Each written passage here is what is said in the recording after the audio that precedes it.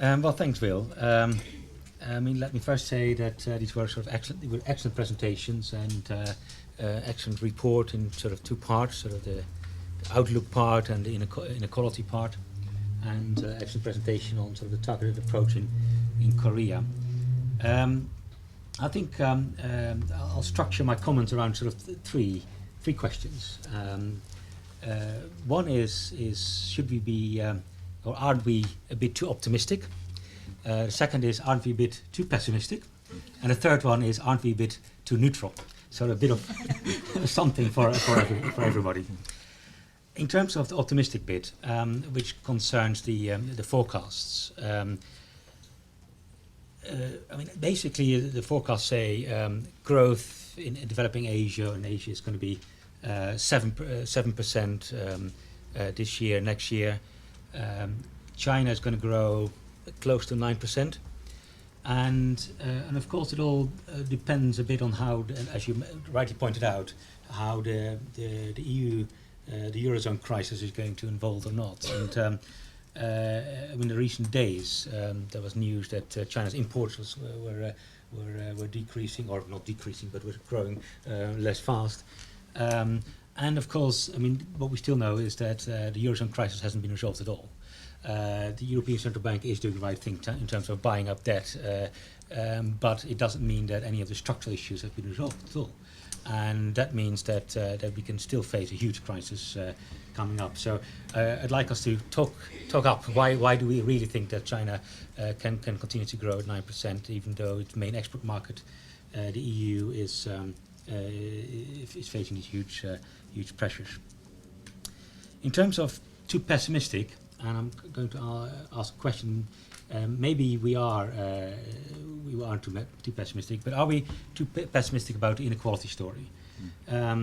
Basically, we need to know a bit about what is the problem. What really is the problem? And I'd like us to think a bit more on that. When I was looking at and as you did in the report, at the Gini coefficients, then and if you plot them by country. And you have 130 countries and so on, and you get the latest evidence, the latest years available. Then in the top 30, there's not a single Asian country in there, and but at the same time, as you point out, there is an issue of changes, and I think maybe we need to be thinking more about changes and what change in inequality are doing. So because the level of inequality is much more of a problem is still in most African countries and Latin American countries, but we need to be thinking more about changes in inequality and what are the problems that it causes. I think the report has some excellent new evidence on sort of based on cross-section econometric regressions, but I think we need to have more case studies looking into this, and I think it's good for a bank to be, the Asian Development Bank, to be putting this on the agenda. And of course, the Nobel Prize winner Stiglitz has suggested in the past that inequality was sort of a cause of the global financial crisis. And thinking more about these issues, the more evidence we have, the more policymakers will be inclined to actually do something about it, rather than being concerned about it, as you rightly point out in your in the report. Now, but then about sort of the causes of inequality, and you've got a number of factors. And I immediately had to think about what Jan Tinbergen, another Nobel Prize winner, said about this. He basically said that he had three interesting contributions to the development debate. He said, one, there's got to be an A target. The rich countries have to give 1.5% of GDP to poorer countries. That's being debated at the moment, of course. But secondly, he said, think about your policy problems one at a time.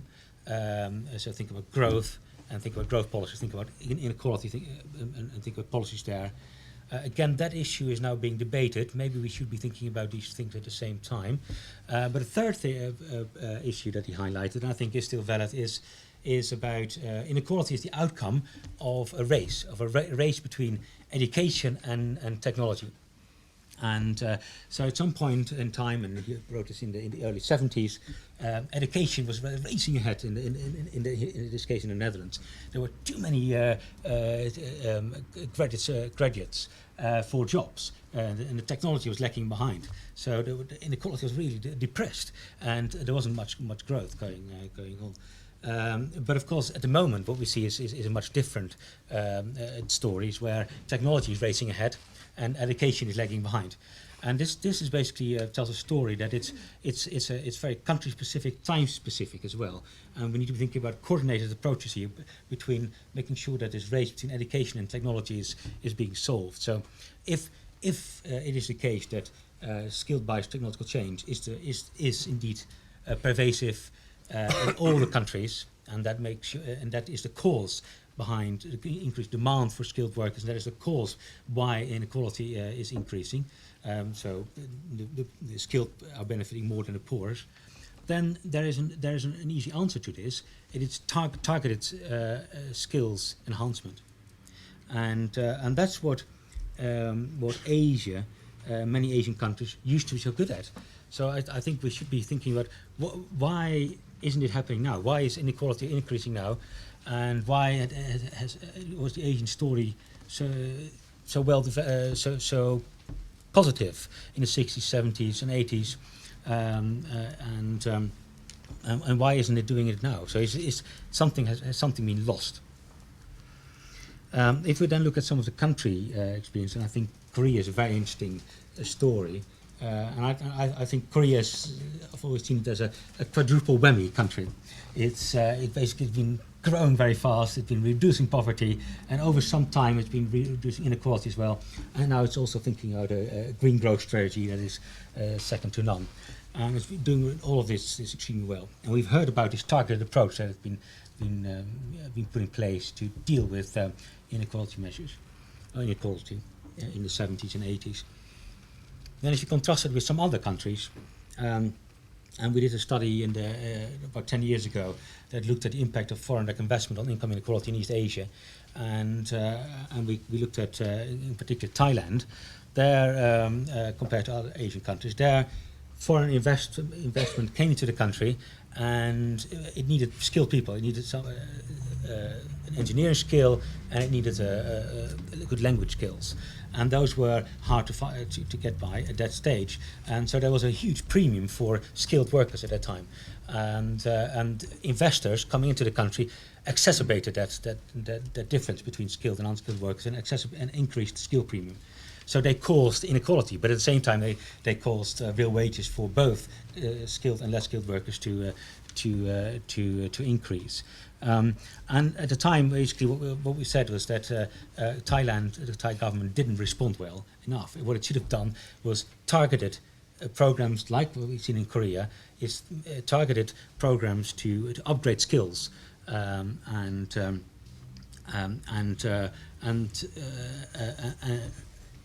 so not universal primary education across the board, but very much targeted education, where the poorest are lifted up and where the poorest contribute to growth, not just benefited from growth, as both speakers said, but actually where they can contribute to growth. And I think that's where many Asian countries were good at. They set the conditions for the poorest to contribute to growth. And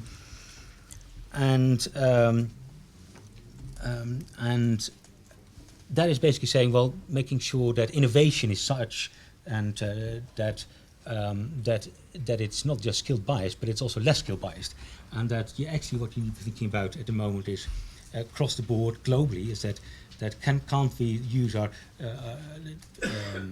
public funding to skew innovation in such a way that it helps lift the poorest out rather than just those at the top.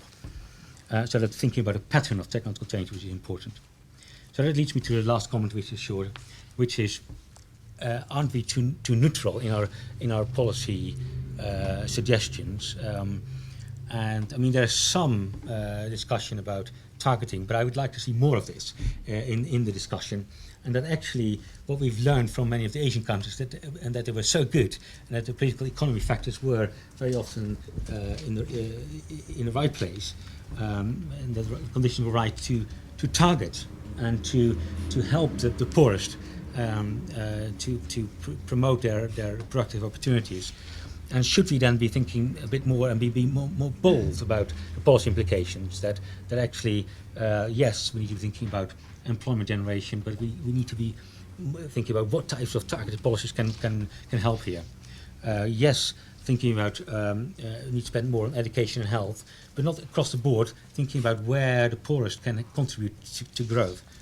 And thinking about lagging regions as one of the policy implications to help them, but making sure that we do it right and that we target it right. And there's some really good examples in the Asian context there. So 3 questions for the floor. Are we too optimistic? Are we too pessimistic? Are we too neutral? Very good. Thank you very much indeed.